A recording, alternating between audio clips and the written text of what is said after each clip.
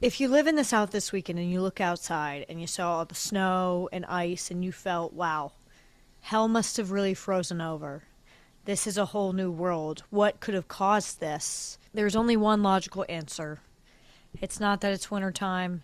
It's not that climate change is happening, which, by the way, it is. It is that Dabo Swinney finally used the transfer portal and it caused a mass weather event. So yes, Dabo did use the portal, and obviously it was insane. It was very weird. So I want to recap what happened with Dabo this weekend.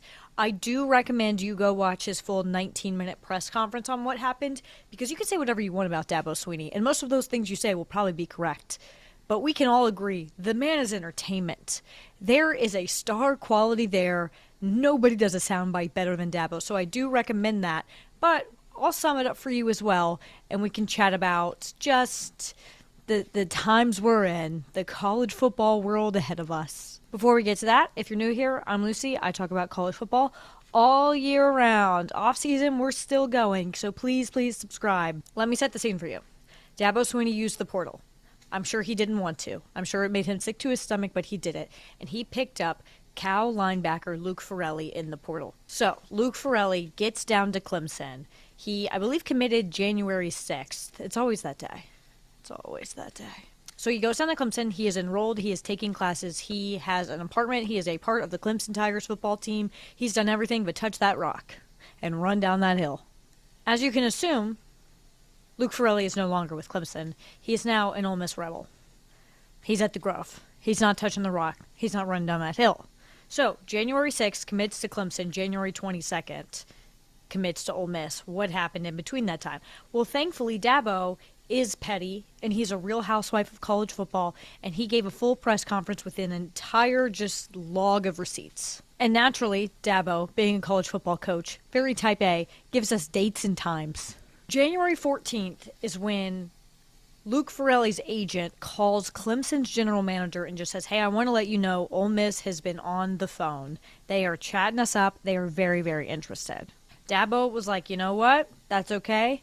Pete Golding, first-year head coach, he may not know what's going on. I'm going to have my GM call Ole Miss's GM just to set everything straight and say, hey, we know what's going on. You may not know the situation here. Leave our guy alone. Respect to you. That is one thing I do respect about men. They will just say what they're thinking to you. They will just tell you to knock it off, and I do respect that. End of list. Obviously, that did nothing. While this is happening, after Clemson has had this conversation with Ole Miss's GM, who was like, yeah, totally get it. Just so you know, Pete Golding does what Pete Golding does. Oh, okay. And then we got confirmation of that because Luke Farrelly was like, hey, Pete Golding has been texting me being like, your contract signed? You up? Sent him a picture of $1 million contract. Oh, and guess what? Pete Golding's not the only one hitting up Luke Farrelly's phone. He's getting calls from Trinidad Chambliss, Jackson Dart, saying, we want you to be a Rebel. And then, a day later, Ole Miss was like, we'll double our offer. How about that? Dabo and Clemson are learning all of this through Luke Farrelly's agent being like, here is the situation. I'm communicating it with you just so you know what's going on. I'm not going to send like any screenshots or like direct like names or stuff like that because I don't want to ruin any future relationship with Ole Miss for my other clients, et cetera, et cetera. Good agent work. But when his agent went to Clemson and was like, hey, Ole Miss has doubled their offer. Can you add another year and another $1 million to our deal? Clemson was like, no, you've agreed upon a deal with us. Like, we're not going to cave to this pressure. And then Luke Farrelly went to Clemson's compliance office and was like, I'd like to go back into that portal. So then Clemson's GM and Clemson's defensive coordinator, Tom Allen, go to his apartment and they're like, buddy, what is going on? And he's like, hey, I'm going to Ole Miss. Sorry about it. Probably going to lose the security deposit. So obviously Dabo hears this news and he's like, well, I'm not just going to let this slide. I'm Dabo Swinney. That's not the way I operate. And he calls Clemson's AD and he's like, here's the situation. Ole Miss tampered with our player. Then he calls ACC Commissioner Jim Phillips and is like, hey, this is what's happening. Jim Phillips then calls Greg Sankey and Clemson is like, we will be filing a report with the NCAA. And then Dabo was like, I'm going to give a 19-minute press conference where I call them tampering cheaters. More coaches should be doing stuff like that. I'm sick and tired of hearing coaches being like, yeah, we have guys on our roster who are already getting calls from other teams. Say the name. If you're going to go out and say that somebody's doing something to you and you're not going to say who's doing it, why are you even saying it? Call them out by name. Thank you, Dabo Swinney, for doing that. Here we are with this entire situation in the hands of the NCAA. Probably the worst place for any situation to end up. Will they do anything? My guess is a big fat no. I just assume they don't do anything. My assumption is something that Jay Billis said earlier this week when talking about the Alabama player who played in the G League, who played for Alabama this weekend, and they lost and didn't even matter, whatever. It's a weird situation that the NCAA is just going to be like a helpless little baby through every situation ever going forward because they want the government to step in and to start fixing things for them. So I'm guessing they're going to be like, my hands are tied. Don't know what to do. Sorry about the tamper.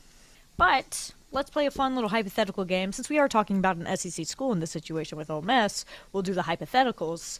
If the NCAA were to decide to do something about this, there are pretty much two punishments that would fit the crime. The first is a level 2 recruiting violation, which is when a school contacts a player who's not available to be contacted that's already within a school. Ole Miss very clearly did that. That's tampering. Because at this point in time, the spring semester had started for Clemson, and Ferrelli was officially enrolled at Clemson and taking classes. However, if they get proof that Ole Miss offered Ferrelli a specific amount of money to leave and said, you leave Clemson for X dollars and come to Ole Miss, that would be a level 1 recruiting violation.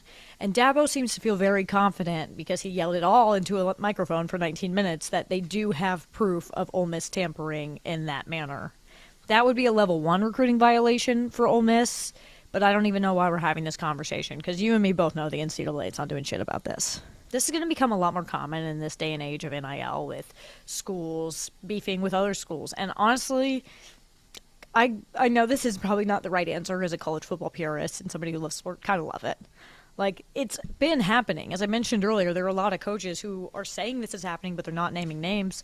Might as well give us some drama out of it. Might as well give us some intrigue. I love when the girls are fighting. Like, I want to see Pete Golding and Dabo Swinney do an actors on actors type of interview right now. A sit down. A 2-on-1 bachelorette date right now between those two with Luke Ferrelli as the bachelorette. That's what I want. The NCAA is not doing shit. These beefs are going to become more common, and hopefully they have the same dramatic flair that Dabo Swinney brings to them. It's not going to be as likely because nobody's going to really do what Dabo has done here.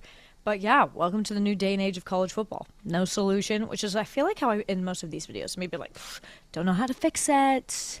That's the rundown on what has been happening with Clemson and Ole Miss. Hopefully I'll make a video soon on what's going on with Darian Mensah, because it seems like a Damon Williams situation, but a little bit messier, because Duke has better lawyers. If you like this video, please like, comment, subscribe.